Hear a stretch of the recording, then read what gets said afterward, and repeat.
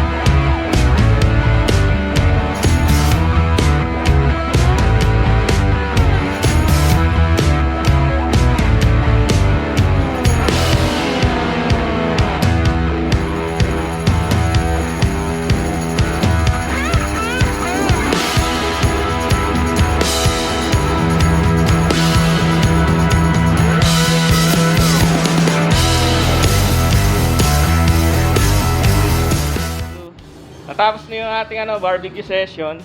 So eto, ito na yung barbecue. What's up guys? So ito yung smoker natin. So order na kayo dito sa Everything Smokin.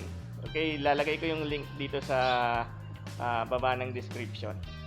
Subscribe sa channel niya. Ano yan? Subscribe, like, and hit the thumbnail. Share the video. Maraming salamat for watching. God bless.